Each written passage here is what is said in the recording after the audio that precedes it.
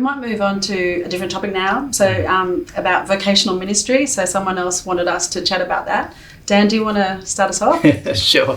Yes, I think the question was about how do you make a decision? How do you think about the possibility of going into something like vocational ministry? And I guess for me, the sort of the key bottom line is the way you think about anything is how do I best love and serve the God who has loved and served me with my life? And I think for many people that will actually involve the normal patterns of life that we have here, that is a secular work job, normal patterns of family and church, those sorts of things, because they're all contexts for serving God. And for many people that will be the best way that they can serve God with their lives. But for others, it's actually going to be diverting from that normal course to be devoted to leading and facilitating God's people in living for Him. And I guess that's what we would call vocational ministry. And so I think for my own story, that was how I made that decision. My mum in particular was really influential in just giving me an impulse towards how do I serve God with my life, because He loved me so much. And so as I grew and as I had opportunity to do the things that are part of vocational ministry, gradually came to the decision that I thought, yep, I think that's the best way that I can serve God. And so, God opened doors for me to pursue that. And so that I think that's basically how I came to it. But as I was thinking on it, and thinking particularly of some friends who had an equal love for God, wanted to serve Him, but didn't go into vocational ministry. And they did so, I think, for really wise reasons. It really depends on a lot of things: your circumstance, your background, your opportunities, your relationships, your personality, because there are unique stresses and strains in the life of someone in vocational ministry. And I think that means that it's actually not for everyone. And so you need to be wise in making that decision. But I do think that for our culture, it's probably more people should be considering it than less. I think this is true to say that in one sense, all Christians are in full-time ministry, involved in the work of the Lord, 1 Corinthians 15, but like us four, for example, are paid not to work in one sense. We're in vocational ministry. Lionel, have you got thoughts on that? Yeah, well, I think that's right. One of the things that can very easily happen in all of this is that we live in a world that defines itself. So we define ourselves in this world by what we do. And so we actually, what we do is caught up in our own personal worth. Very much so. And so we can really easily import that into our own thinking about ministry. And we can think, this person is doing, this vocational ministry, therefore they're worth more than I am because I'm not. Or vice versa. I'm doing vocational ministry, so I'm worth more. And that's it's so deeply ingrained in our society that we need to keep working against it, because that's not true. We are worth the same in the Lord Jesus together, and we're in this together. We're a body, Ephesians 4. We're not and so that's what I've actually found myself, that I need to be wary of pride and envy as well, because when I meet up with my old work colleagues who are really quite successful, they kind of, they despise me. They go, oh, you've just given up, we're in this amazing job and you've given up all these things.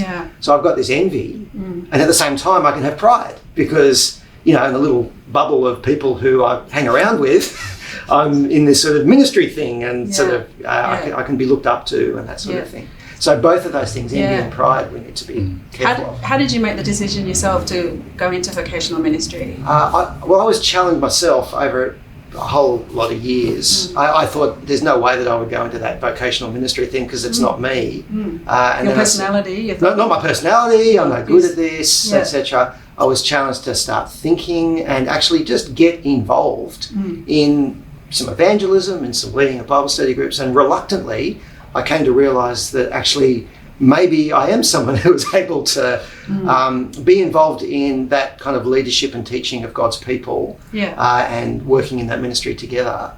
So I was sort of in some ways dragged kicking and screaming into saying, yes, that is something that I should do. I should give up this thing and move towards that. Chase, you're from different cultural backgrounds. You grew up in the States, and it can be more normal to go into vocational ministry at a younger age. Yeah, I started quite young. I remember thinking I wanted to go into ministry when I was about 15 years old. And the reason why was I was given a chance to lead a Bible study for the first time. And I just thought, this is the best thing ever. I can't imagine anything being more enjoyable than teaching the Bible for the rest of my life. So I wasn't purely scheming on how to become a pastor straight away. I was actually thinking about sort of bivocational opportunities. But it was clear to me after a while that this is the pathway that the Lord would want me to go in. And really the way that I discerned that was through the encouragement of others. I had a lot of older, wiser Christian men and women in my life that were allowing me to have certain opportunities in the church under supervision to try gifts in ministry and abilities that the Lord had given to me to serve in certain contexts. And through their encouragement, I continued on. And in many ways, that's why I've continued into the particular role I'm in today. I think one of the things that's been said that's been so helpful from you, Jane, and I think both of you guys as well, is that all of us are in ministry together. I think it shouldn't be that some do ministry and some don't. If you're a Christian, you do ministry. If you're a Christian, you think about mission.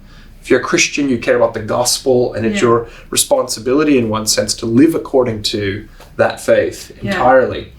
Now, how you express that may be best served in giving yourself to a paid ministry role.